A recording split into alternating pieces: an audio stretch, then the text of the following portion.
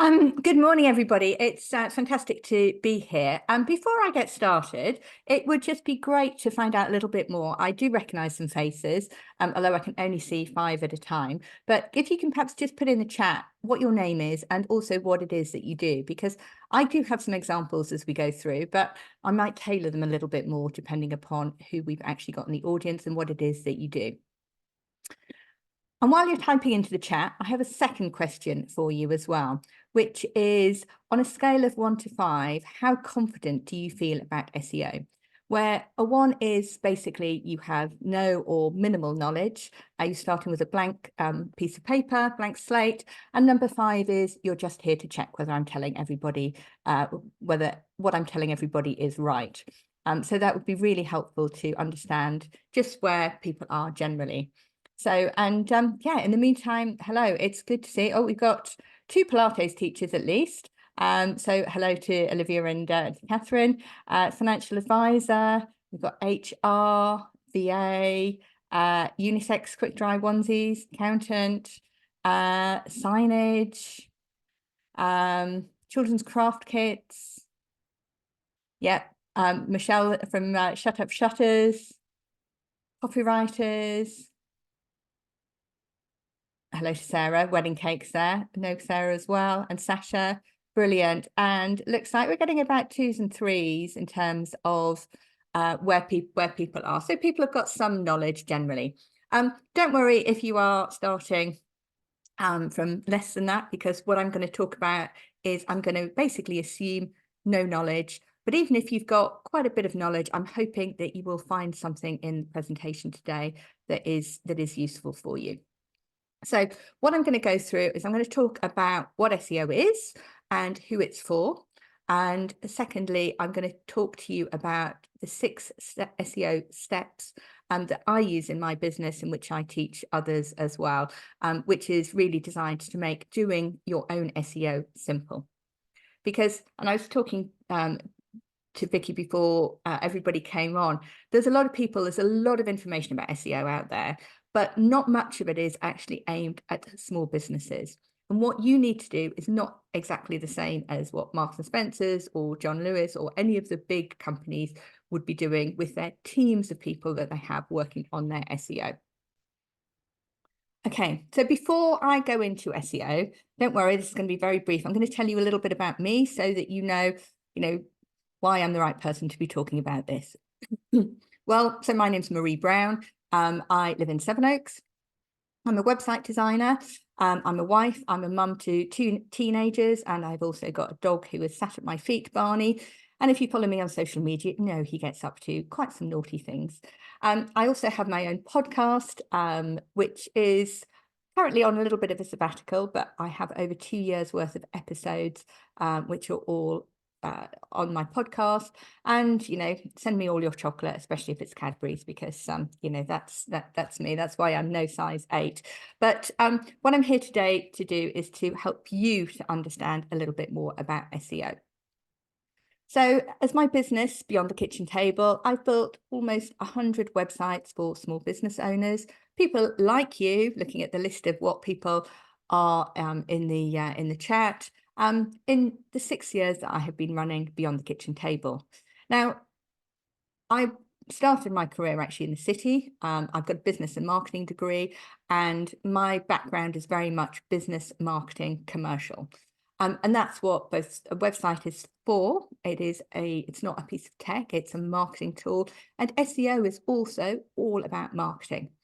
In terms of a website, when I quit my job in the city back in 2012, I actually set up a different business, first of all, and I was a client for a local web design agency. That agency is still going. They are no longer in Sevenoaks. I'm not going to name and shame them, but I had a terrible experience with them because they were very much geared towards working with bigger businesses than the one that I was setting up. And I was very much at the bottom of their priority. And so when it came to get that website rebuilt back in 2015, they wanted, £6,000 plus VAT, which, it wasn't worth it at that time. And given I'd had such a terrible experience with them the first time, I built my own. And I really enjoyed doing it. And I built for family, I built for friends. I did more training, and then I sort of set up Beyond the Kitchen Table to help other small businesses. So that's the background to Beyond the Kitchen Table. And over that time, as I've built websites, I've also become more and more invested in SEO. And obviously today I'm here to help you. So that's enough about me. Don't worry, I won't tell you anything more about me. So first of all, what is SEO? Now, SEO, which stands for Search Engine Optimization, is something which I think we've all heard about. But to me, what SEO actually is the actions that you take, or that you can take, to get Google to list your website when somebody is searching in the search results for something relevant to what you do. When we talk about SEO, we're talking about what's sometimes called organic results. These are the non-paid for results, okay? Paying to get listed higher on Google is something completely different, okay? That's not what we're talking about today. We are talking about what we can do without paying, which does not involve paying Google or indeed anybody else, in order to get your business higher in the search results. The key is when somebody is searching for something relevant, okay? Because if somebody's searching for wedding cakes, for example, you don't want to find out about a web designer, okay? So we're talking about when somebody is searching for something relevant. It's not for everything. And it's that something relevant which people probably get the most stuck on. And so why do we want to do it? Well, I think most of us, when we're running a business, our dream is basically to get on with our business. We didn't set up in business to spend a lot of time fiddling with a website or being on social media or even going to networking events or the other types of things that you might be doing to bring in clients, okay? Most of us, when we set up our business, think that bringing in clients is going to be very easy and we're going to be able to spend all of our time doing whatever it is that we love to do, okay? So if that's writing copy or making cakes, whatever that is, that's what we set up in business to do. We very quickly find it's not quite so easy to get clients in the door, at least for most of us. And the dream is to have easier marketing, okay? I don't know about you, but I don't enjoy spending hours on social media, and I don't enjoy creating videos particularly either. I don't enjoy chasing people. I want people to find me when they're looking for a website. I don't want to be chasing people down the street, with one of those sandwich boards saying, buy a website, buy a website. That's not what I came into business to do. And it makes me feel a bit icky. Okay, so what my dream, and certainly speaking to a lot of other people, is easier marketing and having more time to do what we want to do in our business. So put in the chat, just put a yes if that's, your dream as well. Obviously put a no if it's not. I'd be interested to know what it is that you do want.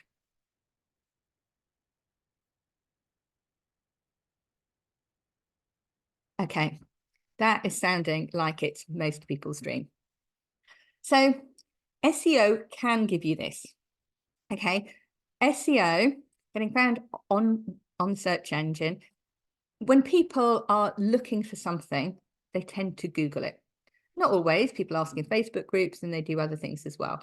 But if you are actively searching for something, actively wanting to buy something, then, you will go into Google. So a few months ago, my son had a problem with his back, and so I needed to find a chiropractor. I don't really know any chiropractors. I have built a website for a chiropractor, but she's not local. So yes, I could have asked friends, but I didn't know anybody who regularly saw a chiropractor. I could have asked in a Facebook group, but I just went onto Google and I typed in chiropractor Sevenoaks, and I looked at the top 3 that came up. I looked at their websites. A couple of them were really not great. And I looked at their reviews and I just chose one from those 3. And he's been to the chiropractor probably 4 or 5 times now. So they've got quite a lot of money just from being in the top 3 results in Google. And that's because I was searching for that, okay? I'm not scrolling Instagram trying to find a chiropractor. Yes, I know you can search on Instagram, but when people are on Google, they are actively looking for something. And that's why you want to be, at the top on Google when they are looking for that particular thing. You don't want when you're marketing on Instagram, you've got to stop the scroll. You've got to interrupt them when they're looking for, I don't know, dog videos or, just entertainment. They're just there. If anybody's like me, sat there on an evening with my bar of Cadbury's chocolate and scrolling on Instagram and just, doing mindless scrolling. And yes, if something hits me and I think, oh gosh, yeah, I really need that, then I will pay attention, but I'm scrolling. I'm not actively looking. The other thing is that 90% of adults are regularly online. More adults are online and searching things on Google than they are on social media. And often it's the people who are the busiest and the wealthiest and who are looking for the shortcuts who are not on social media. Busy professionals, busy mums. Yes, sometimes they might scroll on, that might be on social for entertainment, but I know a lot of busy professionals who don't have time or the inclination for social, but they are on Google. My husband is on socials, but he Googles everything, and he buys pretty much everything online, and search works. Okay. The other great thing about mastering SEO is you do not need to be consistent. Of course, it's better if you are, but SEO is something that I revisit every now and again, every few months when I'm a little bit quieter. You don't need to create videos, and it doesn't need to take a lot of time. And the key thing really is to remember that people are searching online for the kind of service that you offer. Now, it sounds amazing, doesn't it? Sounds like the absolutely golden ticket. And it's not quite so easy as that. There are some businesses that it doesn't work as well for. Who it does work for, broadly, there are two criteria. You need to have a business where people are searching on Google for what you offer. And there are some things which people just don't search for on Google, and which really are the kind of service where you want to meet somebody. So things like networking work better. And sometimes that is because they don't understand what it is that you do. So they might have the problem, but they wouldn't be searching necessarily for the right thing. And sometimes it's just so personal that people are not going to use Google for, whatever it might be. Coaching is an industry that's actually quite tricky to use SEO for. If you're a business coach or a life coach and you're in Sevenoaks, then getting listed for Business Coach Sevenoaks or Life Coach Sevenoaks is not difficult. But if you're trying to compete more widely with, the big coaches, big business coaches in the US, the Marie Forleos, the Brendan Bouchards, people like that, you're going to find it very difficult to compete. Yeah, because team coach, so it is more difficult, and we'll come on to some of the things that you can do to potentially get around that, but they are the kind of industries that it's more difficult for.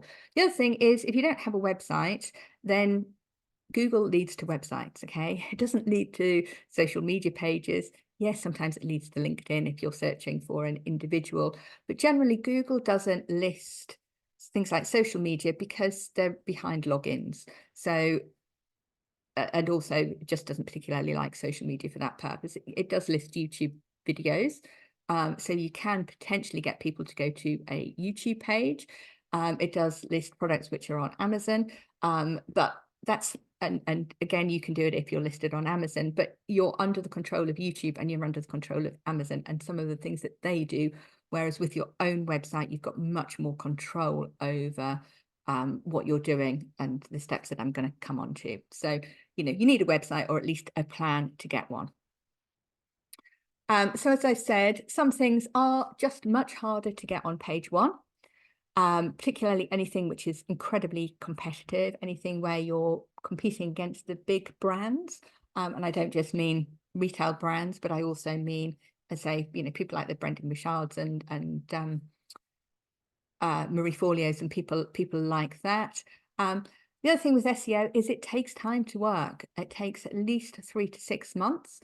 So it's not suitable for short-term sales. So if you're trying to get people to fill an event, then don't bother with SEO. Hit the socials, hit networking and other different ways of getting people to know about the event. Paid advertising, SEO is no good for that. And as I say, you do need a website. So who does it work well for?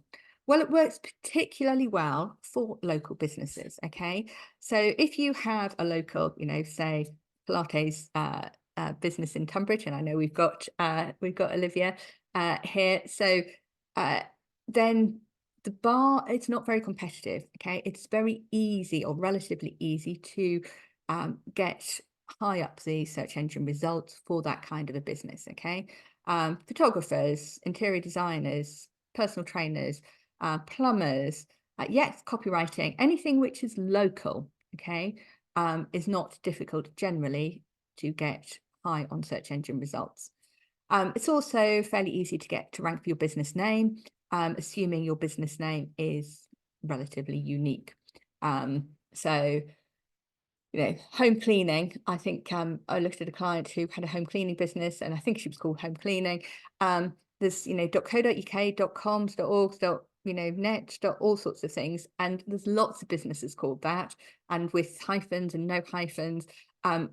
But if you've got a fairly unique business name, then ranking for your business name, you want to be at the top when somebody puts in your business name. You don't want anything else coming up above your own website. Now, ultimately, you can rank for anything. Okay, I'm not here to stamp on anybody's dreams. You can rank for anything, but it takes time and it takes effort, and it's not always worth it for for a small business. You can't employ a team of 20 people to do what it would take to compete, for example, for, I don't know, Red children's trainers, or children's trainers, brand trainers, or something like that. Red children's Nike trainers, those kind of things, which are going to be sewn up by the bigger people. Yes, you could rank, but it's just going to take so much time and effort that it's generally not worthwhile. So, how does Google work? And this is when we start thinking about whether it can work for you. Well, despite what people might think, that Google is against them and their business, what Google itself is a business. It's obviously a very, very successful business. And when somebody types something into Google, Google is looking to return the best search results. Okay, it wants to give the searcher what they're looking for. And each time the Google algorithm updates, then it's seeking to improve on that. It's seeking to get better and better results. Because if somebody's searching for a personal trainer in Sevenoaks, they don't want a personal trainer in Manchester to come up. They also don't want a yoga teacher in Sevenoaks to come up. They want a personal trainer in Sevenoaks. So Google knows to get people to come back and continue to use it as a search engine so that it can charge advertisers and other people more money. It needs to get the eyeballs on its site. Okay, it needs the volume. And Google has been particularly good at its own algorithm and returning the kind of things that people want to see. And that's why it dominates the market. It's got 80–90% market share in the UK. Obviously, there are some people who don't like Google, but I know I had a period of time when my website browser kept defaulting to use Yahoo search engine, and I hated it because I just felt it wasn't giving as good results as Google. And I don't know, maybe I've been brainwashed, but Google is very good at what it does. Now, there are a few things which some people don't know. So I'm going to just go through them when it comes to ranking on Google. So first of all, Google ranks pages. Okay, it does not rank websites. And this is one of the common mistakes I see people do. They think, I want to rank for, personal trainer or Pilates Tunbridge. And so they put Pilates Tunbridge on every single page of their website. And Google doesn't know which page necessarily to rank. Okay, it just sees all of these pages and it gets a bit confused. So it's ranking individual pages. It's not ranking your website. And it's not just your homepage, therefore, that can rank, okay? If you've got 5 pages on your website, you've got 5 different opportunities to rank. Now, I suggest you don't try and rank your privacy policy page, your terms and conditions page, your contact page, those kind of pages, because think about if somebody lands on that page first, if that's the first impression they see of your website, if I land on somebody's privacy policy page first, I'm going straight off, okay? You want to make sure people are landing on a page which is relevant to what they are searching for. Google must be able to find your website pages to consider them, okay? If it can't find them for whatever reason, and there are a number of different reasons why it might not be able to find them, or if it thinks they're poor quality, then it's just not going to include them, okay? It's not going to rank them. It has to index them first, and then once they're indexed, it will include them in search results where it thinks it's relevant. But if it can't find them, or if it doesn't think that they're great quality, and now you might think it's great quality, but this is Google's view, remember, because Google is the one that's giving the search results. Now, You've probably heard that Google has however many items in its algorithm that it considers. Okay, there are more than 100 factors. Nobody knows exactly what they are. Nobody knows the Google algorithm, and Google changes it very regularly, maybe on a daily basis. They do 2 or 3 big updates a year, which is where you tend to see movement in search results, which are more significant. However, you do not need to know what all of the factors are, because there are some factors which are more important than others. And these are factors which have, to be honest, always been important and always will be. Okay. Some of the minor factors you do not need to worry about. If you are trying to compete against the big guys, then that's where you need to know all of the factors, and that's where you need to be focusing on everything. But for most small businesses which are local, you do not need to worry about all of the different factors. You need to worry about the top, I don't know, 15 or 20. And those factors can be put into 2 large buckets, okay? Because there are 2 key factors that Google considers. Sometimes it considers location as well, which can be, a third factor if you like. But the main factor that Google considers is relevance, okay? It wants to give the best results for what somebody's searching for.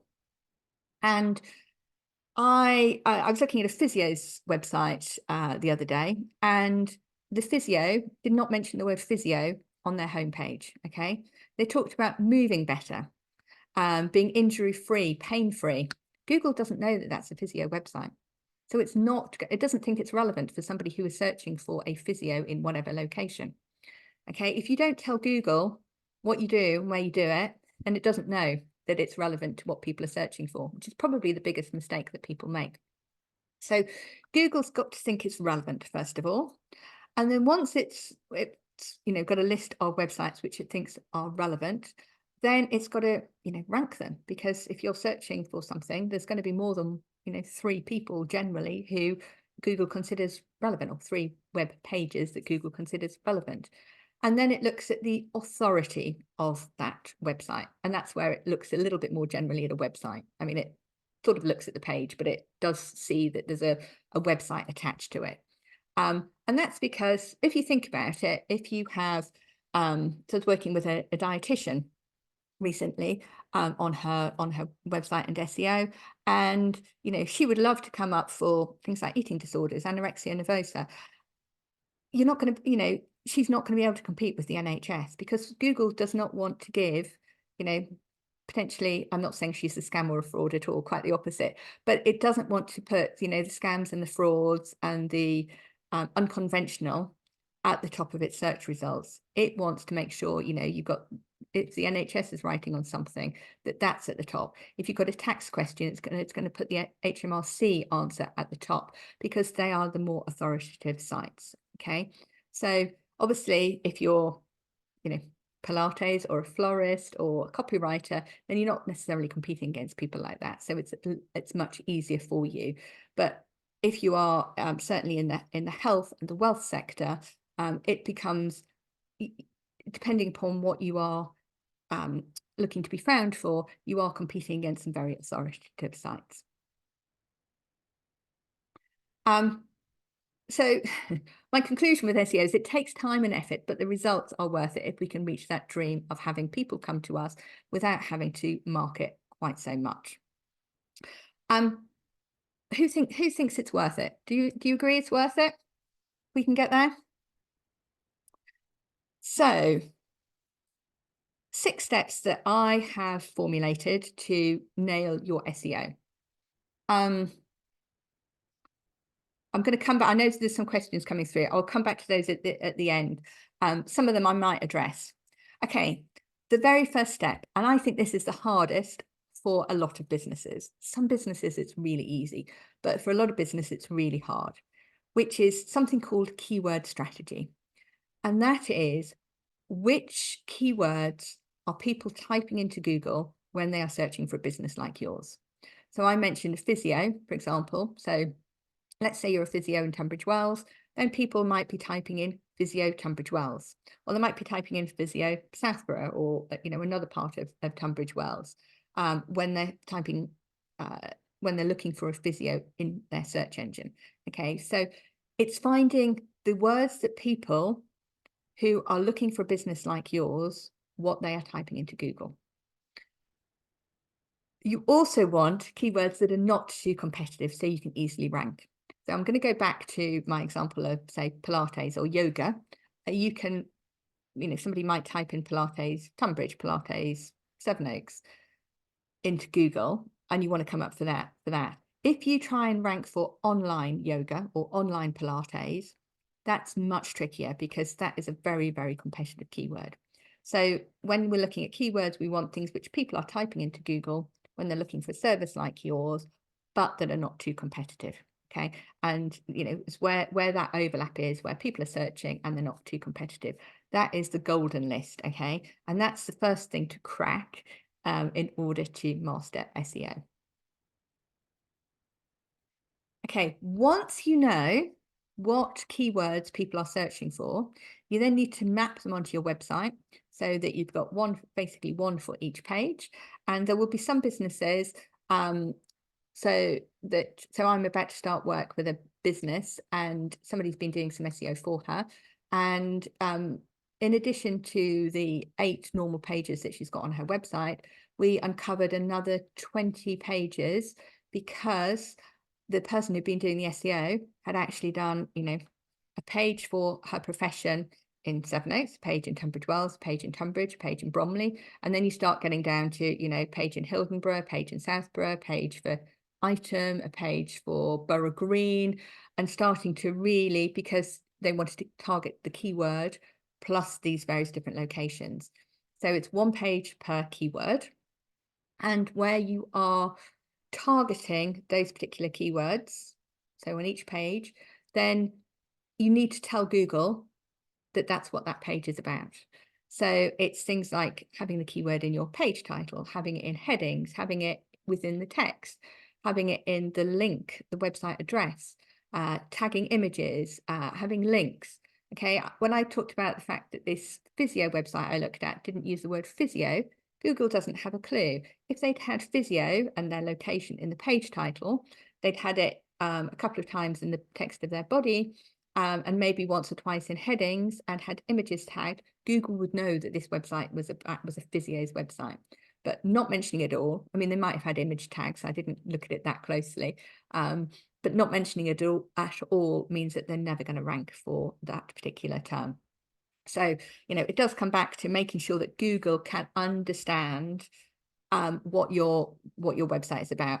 I will quickly just answer Claire's question because I've just seen it. Yes, you need to be careful of keyword stuffing. You need to just make sure your copy reads naturally, but that you are mentioning the keywords so that Google does understand that that's what your page is about. Google has become cleverer in that it doesn't always need to see, so I'm going to take the example. I don't know whether we've got any physios. I can't remember seeing any, but taking the physio example, it doesn't need to say physio every time. It can say physiotherapist, physiotherapy. It can also use words like pain-free. It might understand it's to do with knees and back. So it's not just the keyword. Google does look wider than that. But you need to, Google needs to look at that page and say, yeah, when I look at this page, this is clearly about a physio in Tunbridge Wells, for example. But you need to make sure that, Google doesn't think you're just literally stuffing the keyword in every single place. And not least of which, because when somebody lands on the page, you actually want them to take an action. You don't just want them to think this is gobbledygook and go elsewhere. So yeah, you do have to strike a balance. Absolutely. Another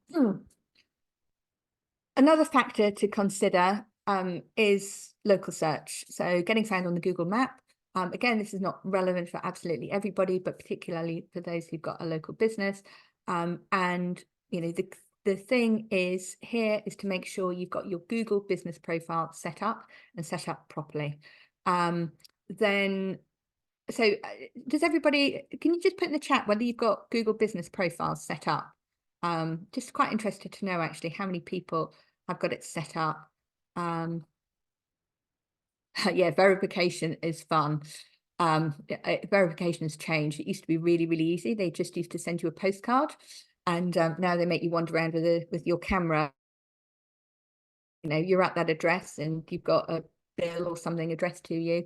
Yeah, there's a few people that haven't. It's definitely worth setting up Google Business Profile. You you can't get found on the map without it. And if you haven't got access, you need to sort that out. She says, you know, as if it was that easy. Step 4 is backlinks. This is important. The more competitive the landscape is for your particular keyword. If you are trying to compete for anything that is even slightly competitive, you need to get something called backlinks. And backlinks are links from other high quality websites to yours. Okay, never ever buy backlinks. Oh, sorry, I'll rephrase that. There's lots of people that will offer, you know, 1,000 backlinks for $5 or whatever it might be. Never buy those kind of backlinks, because you will Google will know that they've been bought, and at best it will ignore them, and at worst it will penalize you for them. Sometimes you can, only paid for backlinks are supposed to be disclosed, but sometimes people will, you know, you can pay PR people to get you into the press and those kind of things, and get backlinks that way. So there are lots and lots of different ways to get backlinks. I'm not going to go through them now. I have a course where I have a whole, it's my longest video actually, is all the different ways that you can get backlinks. And obviously it does depend upon what you do in terms of, you know, the best ways to get the backlinks.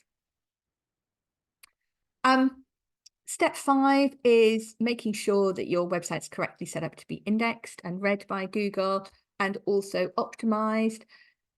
This is, I would say it's the least important. I mean, you do need to make sure you're not being blocked from being indexed, but actually if you do all of the other steps, you don't necessarily need to worry about this. And I had a lady on the last SEO Made Simple course that I ran, and she wasn't posting any blog posts. And she wasn't posting any blog posts because her business coach had told her that because she was using a particular kind of website, there was no point, because it was too slow and bloated and she wouldn't get found on SEO. That is complete and utter rubbish. You're not going to get found unless you start publishing relevant content.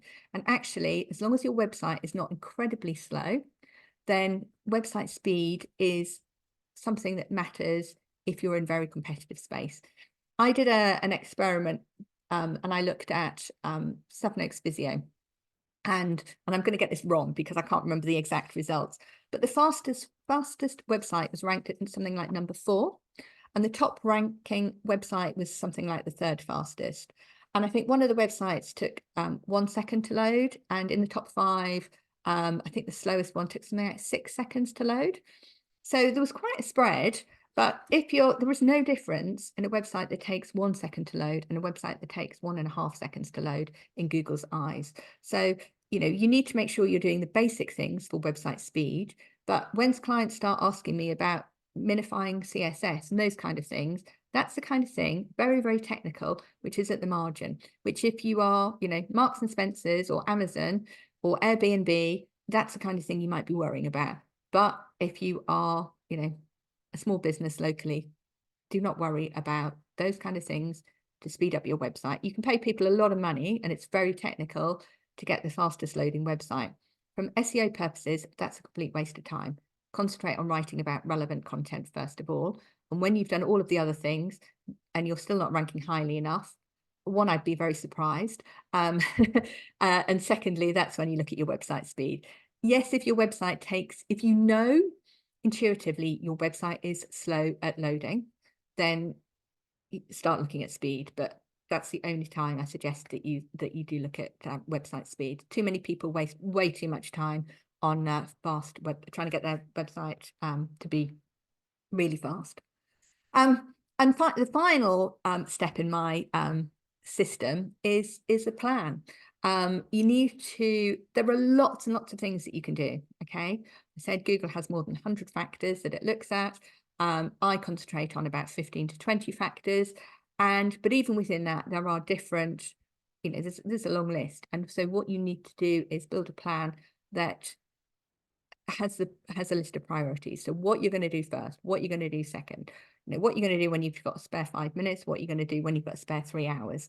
I know nobody has a spare 3 hours, but it's those kind of different priorities that you need to look at, and then what you're going to just do on a monthly sort of maintenance basis to try and maintain your SEO position.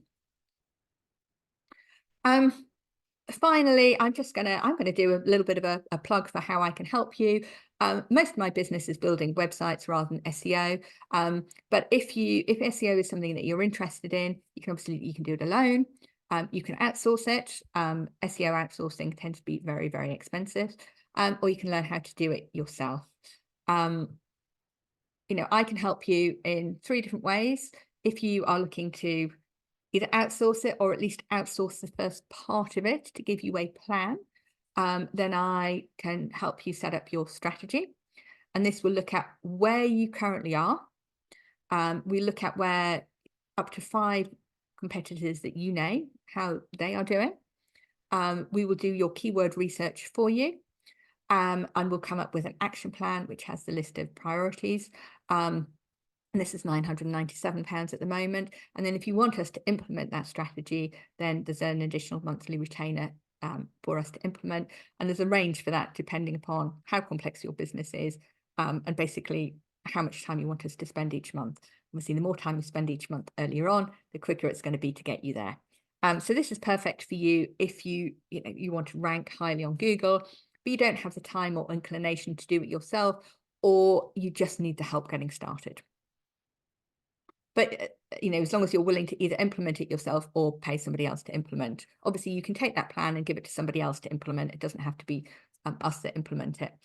We also offer a 50-minute Zoom call. We offer these, to be honest, for anything to do with websites. We will not go in and fix things on a website on a 50-minute Zoom call, but we can help if you want us to give you a fresh pair of eyes over your website.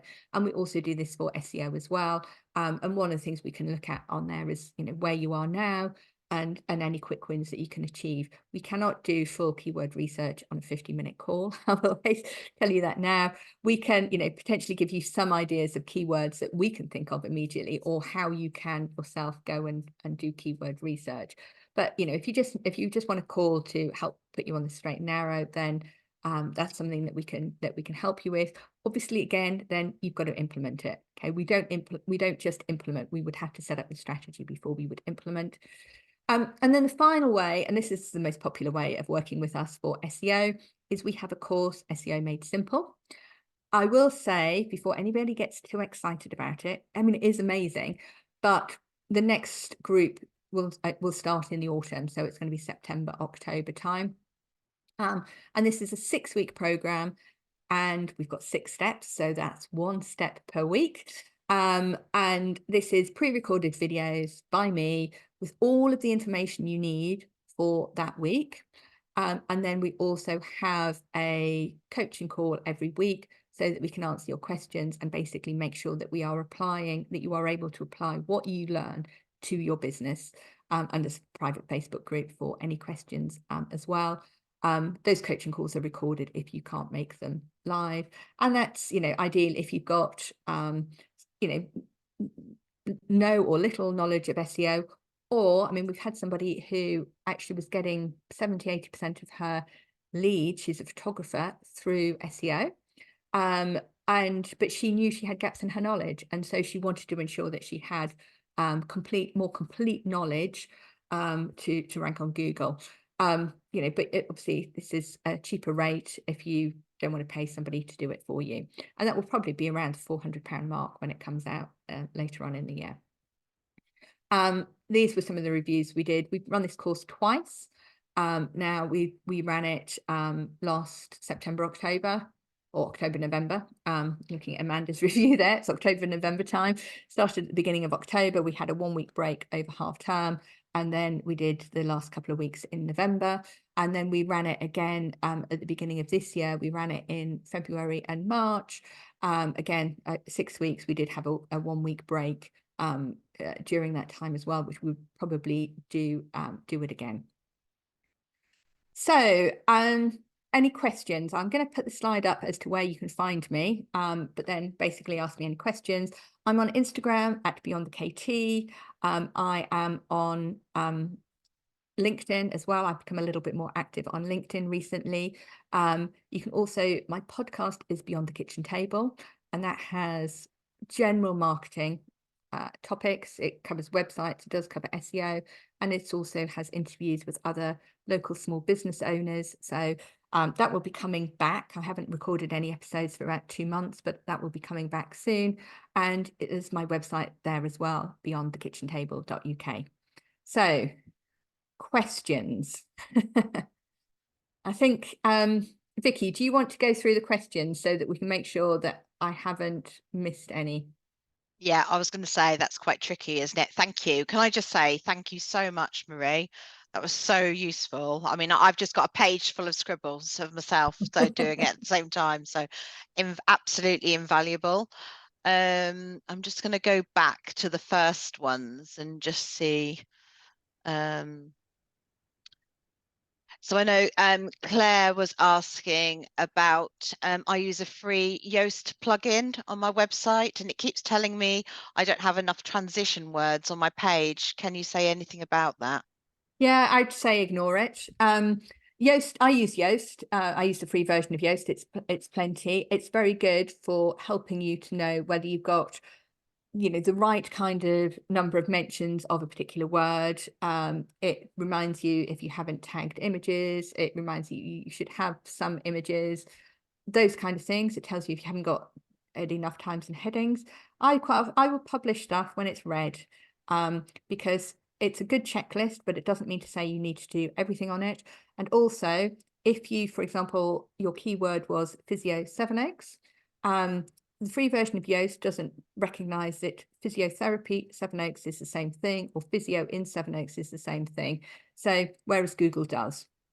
So there are limitations on the free version. So don't worry about, you know, I mean, the readability, I quite like the readability thing, but there are sometimes that I think I want 3 sentences to start with the same word.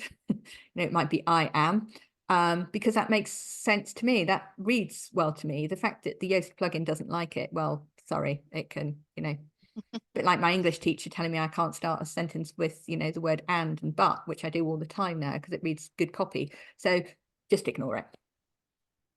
Okay. And then Karen's asked, my product is unique, so no, may not be easy to search quick dry onesie, but may search changing robe. But how do I address that for SEO, please?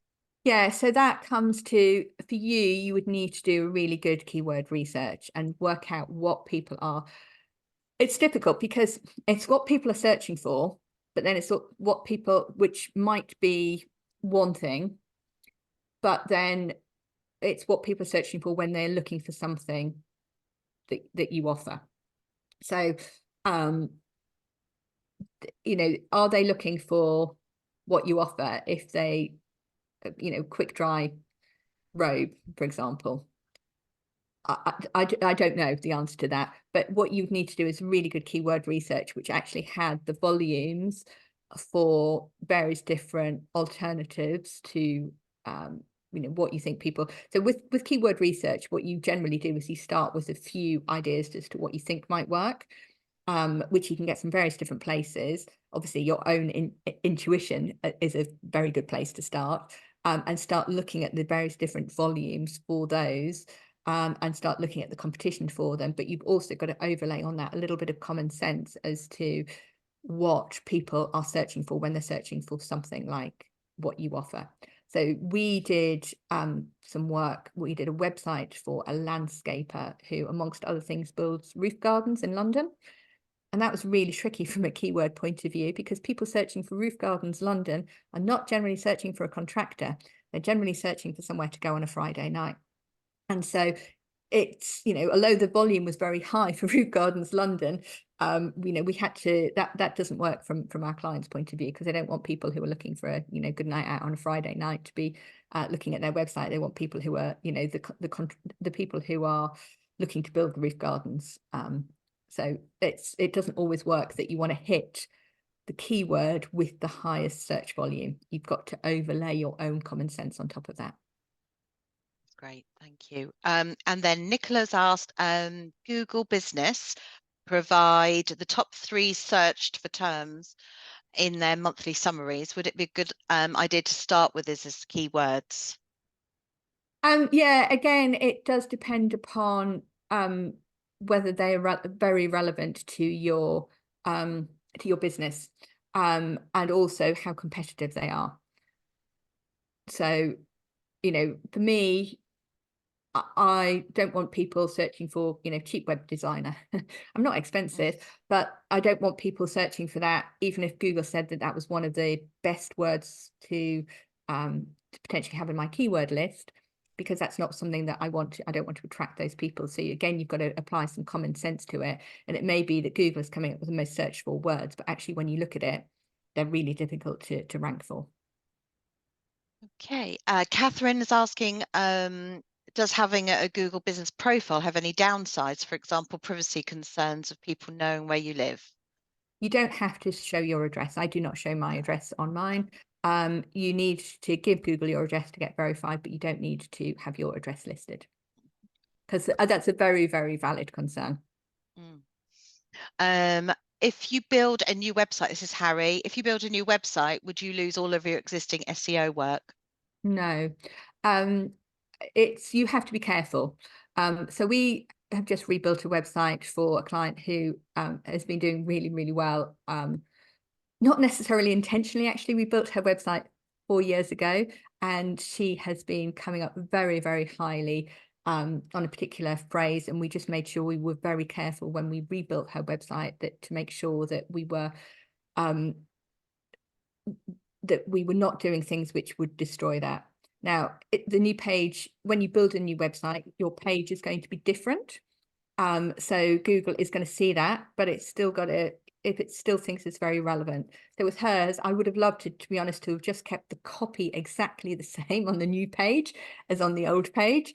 In order, and then we just change the layout and change the images, and we probably wouldn't have had any impact, but the copy did need updating. So we just made sure that when we updated the copy that we were still following good practice. Okay. Nicola, did you say you would recommend one keyword per page of your website? And Generally, yeah, or is yes. a few okay? Generally, yes. I mean, sometimes you can put more than one on a page, but if you take the golden rule as being one page, one keyword. And then Craig has asked, this is sort of a follow-on from what you've just said, really, saying about the keywords per page. Each page can only talk about one subject. He's just asking whether that's, whether you should just keep it to one subject on the page. Yes. Yeah, basically just keep it to one subject per page, and you'll be fine. Sometimes if it's very related, you can get away with more than one, but the safe option is one subject, one page. And that's where I like blogging, because you can write blog articles where you can cover lots of in-depth things. Okay, I think this is the last question. Hopefully I've not missed anyone. Adam has asked, if I was to list keywords and then hide it behind images, etc., would that work? Not really. I mean, Google, each time Google updates the algorithm, it's trying to stamp out shadier practices. So what some people used to do is they used to put the keyword all over the page in white font, assuming it had a white background, so that Google would know that that's what the page was about, but people wouldn't be able to see it. And that's where things like the keyword stuffing that somebody asked about earlier, comes in. Google just doesn't like things which are unnatural. So it's getting cleverer and cleverer. So, might it work today? Maybe. I don't know. Not something I've tried.